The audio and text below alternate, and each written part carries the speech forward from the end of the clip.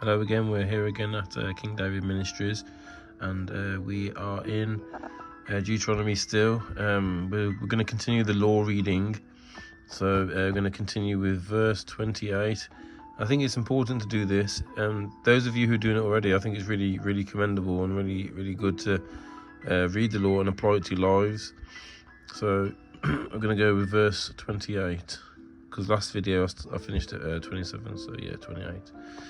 And when Hiah had heard this, he said to me, I have heard the voice of the words of this people, which they spoke to thee. They have spoken all things well.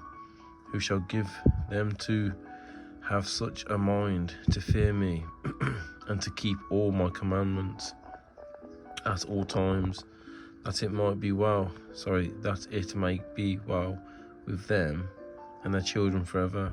Go and say to them, return into your tents.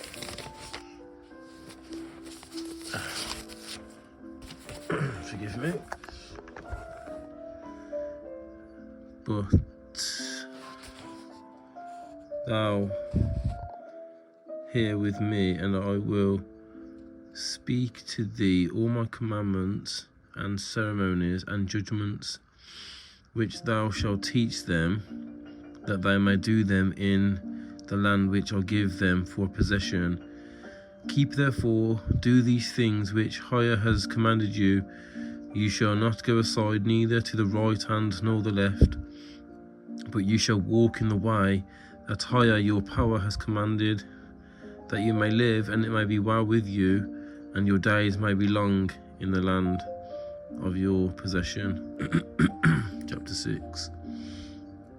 These are the precepts and the ceremonies and the judgments which Hiah your power commanded that I should teach you, and that you should do them in the land unto which you pass over to possess it, that thou mayest fear Hiah your power, and keep all his commandments and precepts which I command thee, and thy sons and thy grandsons all the days of their life, that thy days may be prolonged. Hear, O Israel. Remember, here at King David Ministries, we believe that Israel is the Afro-Asiatic from Shem. We are from Shem, and we are the prisoners of war, and we were scattered throughout the four corners of the earth, and we have had our lands and estates stolen from us, and we've been given pagan gods to serve, which angers the Most High, greatly. The Most High's name has also tried to have been forgotten, but I'm here to try and promote his name, like some other people out there are also doing as well. So verse 3, Hear, O Israel, and observe to do the things which Hiah has commanded thee, that it may be well with thee, and you may be greatly multiplied, as Hiah, the power of your fathers, has promised thee, a land flowing with milk and honey. Hear, O Israel, Hiah, your power is one power. So he is one. There's no one beside him. He is one. There's no JC. There's no other religious pagan idols. It's just him on his own. It's Hiah on his alone. You know, I am that I am. Hear, O Israel. Yes, sorry, where am I? I lost my spot. That thou shalt love Hiah with your whole heart, with your whole soul, and with your whole strength. And yeah, and I'm just going to break it down as well as I'm reading it, because you have to understand, how do you, when you love someone with your whole heart and with your whole soul and with your whole strength, how do you show that person that you love them? And it's in your actions, because actions speak louder than words. The law was given to put your love for the Most High into actions, to prove to him by being able to be consistent and sticking to the contract, the covenant which he made between us, because we are that a nation which he chose to be, I suppose you could say, ambassadors to the rest of the world, to show them how to serve the Creator. But if Israel are out of code, then how is the earth going to be peaceful? How are we going to get back to how things should be if the chosen people are out of code? We've got to get back in code. So that's why I thought I'd start doing this law reading, to try and refresh our minds a little bit, to try and bring us back into remembrance of how to serve our Creator.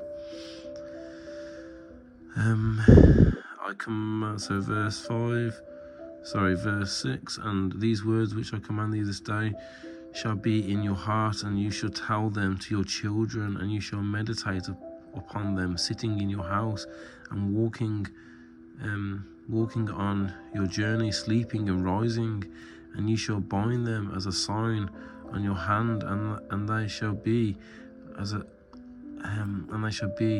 and they shall move between the eyes, and thou shalt write them in the entry and on the doors of your house.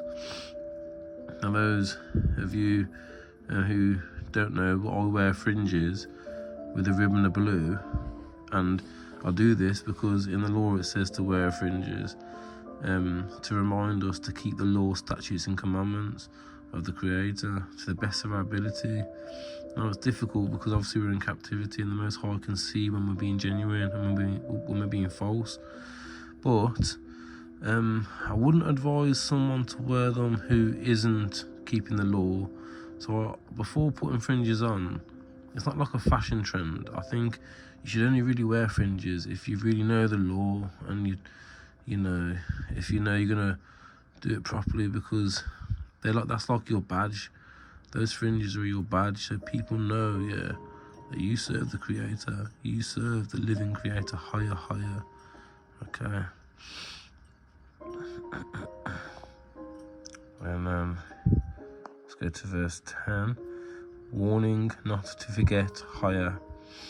And you'll see when we go through the law that it says that you should say that higher is not a god, he is a creator. It states it in the actual law.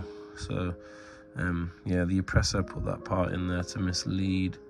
So verse 10, and when higher your power shall have brought thee into the land for which he swore unto your fathers, Abraham, Isaac, and Jacob, and shall have given thee great and goodly cities, which thou didn't build, houses full of riches, which thou did not set up, cisterns, which thou did not dig, vineyards and oil yards, which thou did not plant, and thou shalt have eaten and be full.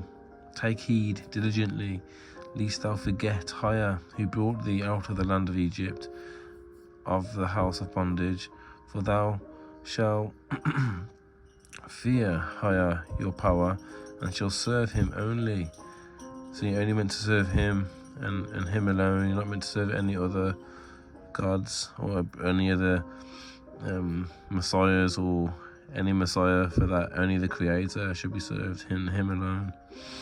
And thou shalt swear by his name, and you shall not go after the strange gods of the other nations that are round about you. So you're not meant to go after the false gods like they're presented with us, because we're in captivity. And around 1452 we were put into perpetual servitude, and we was presented with baptism and things like that, which we never used to do. So there's a letter called Letter to the Jews 1199. So if you read that, you can see that we never used to do baptisms. It's not a thing that us Israelites used to actually do. So verse 15, because higher your power is a jealous power in the midst of thee, lest at any time the wrath of higher your power be kindled against thee, and take thee away from the face of the earth. Verse 16, thou shalt not tempt higher your power, as thou tempted him in the place of temptation. Keep the precepts of higher thy power, and the testimonies and the ceremonies which he commanded thee, and do that which is pleasing and good in the sight of higher, that it may be well with thee, and going in thou mayest possess the goodly land concerning which higher swore to thy fathers, that he would destroy all thy enemies before thee, as he spoken. I'll just read to the end of chapter 6, and then next time I'll start with chapter 7. And when thy son shall ask thee tomorrow, saying, What mean these testimonies and ceremonies and judgments, which higher our power has commanded us? Thou shalt say to him, We were bondmen of Pharaoh in Egypt, and higher brought us out of Egypt with a strong hand, and he wrought signs and wonders, great and very grievous in Egypt against Pharaoh and all his house in our sight. And he brought us out of hence, that he might bring us in and give us the land concerning which he swore to our fathers. And higher commanded that we should go, so that we should do all these audiences and should fear higher our power, that it might be well with us all the days of our life, and as it is this day. And he will be merciful to us if we keep and do all his precepts before higher our power, as he has commanded.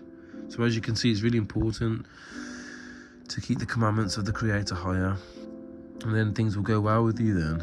And he's a power, a creator of his word, you know. Anyway, I hope you'll have a blessed evening, and till next time, from King David Ministries, Shalom, take care.